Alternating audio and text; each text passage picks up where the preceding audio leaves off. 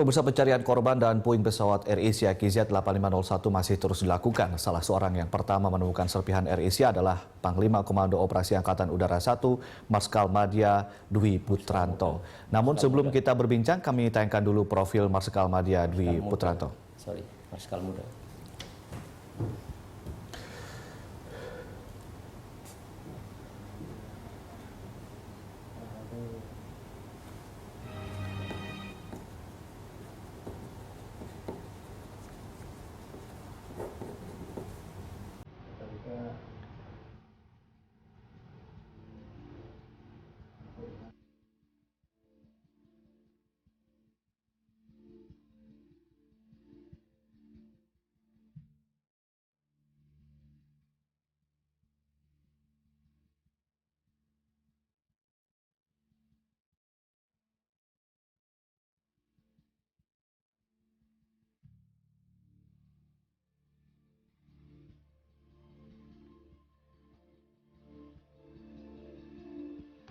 Ya, langsung saja kita bergabung atau berdialog bersama Pak Dwi. Pak Dwi, Marskal Muda begitu ya, yang Marskal Muda begitu. Baik, Pak Dwi, hari ini tidak ada jadwal untuk ke tempat evakuasi atau bagaimana nih, Pak? Hari ini tetap melaksanakan evakuasi. Kami tetap melibatkan 7 pesawat TNI Angkatan Udara. Saya memonitor di Halim. Jadi kegiatannya 2 helikopter di Pangkalan Bun, 1 CN295 juga di Pangkalan Bun, Boeing, 1 Boeing, terus 2 Hercules dan 2 N1 CN berada di Halim. Jadi Pak Dwi, kemarin itu adalah ketika evakuasi termasuk salah seorang yang kemudian menemukan salah satu jenazah korban dari AirAsia begitu ya Pak. Mungkin bisa diceritakan nggak Pak prosesnya seperti apa? Alhamdulillah saat kejadian AirAsia hari Minggu saya mendapatkan berita sekitar jam 11.30. Saya selaku Pangkoops, saya perintahkan ke satuan jajaran saya untuk standby on call, melaksanakan SAR, dan sekitar jam 13.00 sudah saya bisa terbangkan 1 Hercules dan 1 Boeing yang berasal dari Lanut Hasanuddin. Meskipun Makassar. pada saat itu belum diketahui ordinat atau lokasi pesawat jatuh begitu ya, tapi diterbangkan ke Pangkalan Bun atau kemana waktu itu? Saya terbangkan di lokasi, di sasaran, lokasinya sekitaran antara Pangkalan Bun dan Pulau Belitung, tapi berada di sebelah utara dari lokasi pesawat terakhir terpantau oleh radar. Boeing dan Hercules melaksanakan di sana sampai sore, namun tidak menemukan sasaran.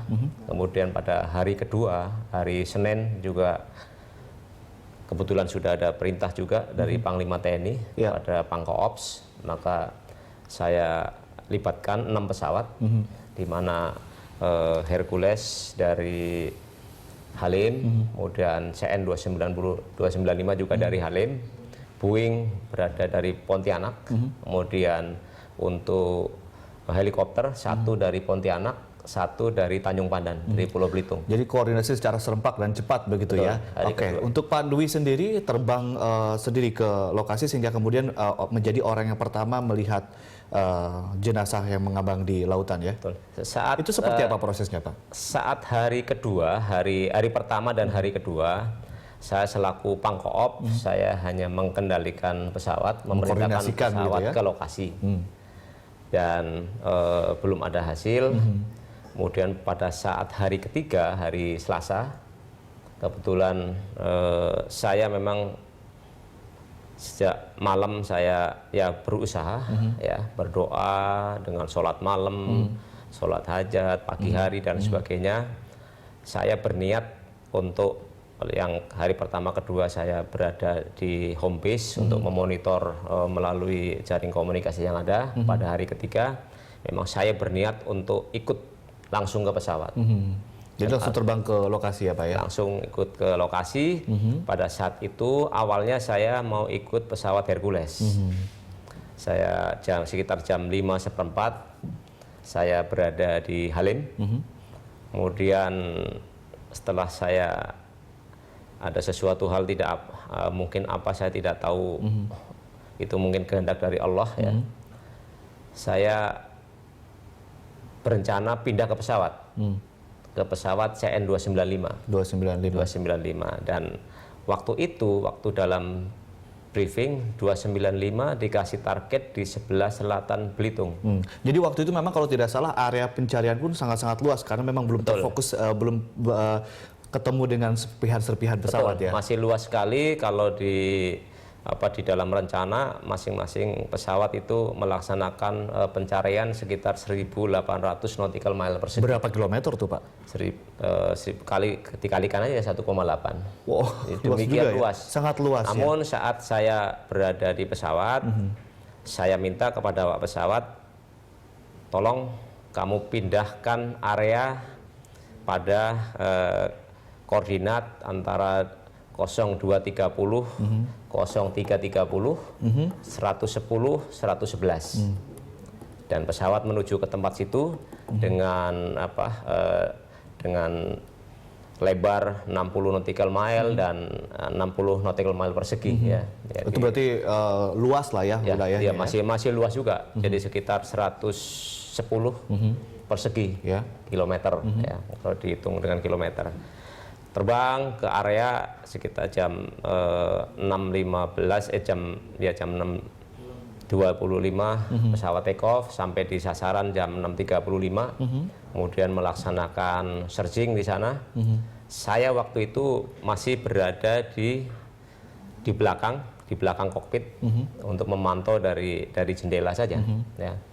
Setelah terbang kira-kira 1 jam, saya beranggap saya perlu untuk positif control juga, lebih positif control ya.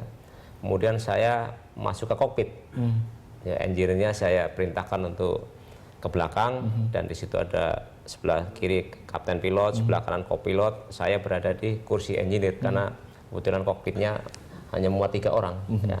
Jadi saat itulah kemudian dikendalikan ke lokasi yang kemudian ditemukan. Betul. Setelah itu saya perintahkan untuk agar lokasinya bergeser 30 nautical mile ke selatan. Jadi yang bergeser pada koordinat 0304, 110, 111. Nah, setelah bergeser ke arah itu, alhamdulillah hanya tidak lama dari itu, mungkin hanya sekitar 15 menit. Apa yang pertama dilihat? Yang pertama dilihat adalah yang barang yang panjang tadi, yang saya kira sering ditampilkan di media. Ya, yang panjang warna orange, warna orange. Dan saya memang sudah saya perintahkan kepada kapten pilotnya, tolong kamu ikuti saya. Terbang seberapa rendah terhadap permukaan laut? Waktu itu masih 1.000 kaki. 1.000 kaki. 1.000 kaki.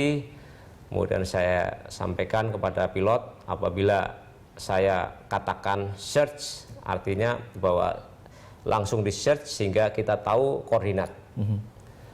Sehingga selama perjalanan itu saya katakan search. Setelah sekian kali search, dan saya anggap itu adalah merupakan barang aneh yang berada di tengah laut. Karena kalau di tengah laut mestinya kalaupun itu kayu, warnanya sudah tidak orange, mestinya coklat. Nah, setelah itu saya perintahkan, kamu sekarang kembali ke koordinat yang tadi telah saya katakan search, ya. Kemudian turun ke 500 kaki, laksanakan turun setengahnya gitu ya, mendekat. Turun setengah 500 kaki itu sekitar 150 meter. Kemudian laksanakan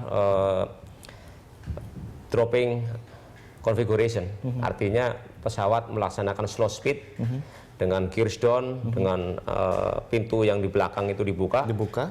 Terus perintahkan untuk wartawan yang ikut 1 kamera. Dan berapa wartawan yang ikut di pesawat waktu itu? Wartawan yang ikut waktu itu sekitar 11 orang. 11 orang. 11 orang. Kemudian secara bergantian saya minta 1 yang membawa foto, 1 membawa video, segera berada di pintu belakang yang sudah dibuka itu.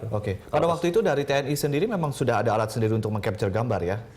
sehingga itu dikomunikasikan kepada pihak lain yang kemudian berkoordinasi secara cepat kemudian dikomunikasikan begitu. Betul. Jadi setelah pesawat kembali ke titik yang tadi saya katakan search, kemudian wartawan sudah siap, sudah ini saya perintahkan apabila saya katakan kiri belakang, ambil lihat kiri belakang dan segera diambil. Maka setelah saya sampai pada koordinat yang tadi pertama saya lihat, saya katakan kiri belakang, kanan belakang, setelah diambil saya perintahkan kepada pilot, oke, pilot kamu circle di tempat itu. Circle artinya hanya melaksanakan bank dengan 20 derajat, mereka continue turn ya, dengan radius yang lumayan besar, dan wartawan yang di belakang mengambil gambar-gambar tersebut. Artinya bahwa memang barang berada di sekitar lokasi yang tadi saya katakan. Oke. Jadi kalau kita lihat, kalau kita simpulkan dari apa yang kemudian Anda paparkan adalah ketika sedang melakukan operasi penyelamatan, operasi evakuasi, selain teknologi, kecanggihan alat, kecanggihan sumber daya manusia, doa ternyata sangat penting ya Pak ya? Betul, insya Allah. Jadi setelah kejadian memang saya selaku Panglima, saya instruksikan kepada satuan jajaran saya di lanut-lanut yang di wilayah barat dari mulai Sabang sampai di Jawa Tengah. Saya perintahkan semua satuan melaksanakan kegiatan sholat gaib, terus sholat hajat dan sebagainya. Karena memang itu sangat menolong. Ya. Dan setelah ditemukannya itu kemudian area pencarian difokuskan ke wilayah tersebut dan tidak meluas seperti Anda bilang tadi sampai ribuan nautical mile. Nanti kita akan sambung lagi Pak Dwi setelah jeda yang satu ini. Terima kasih. Dan pemirsa tetaplah bersama kami.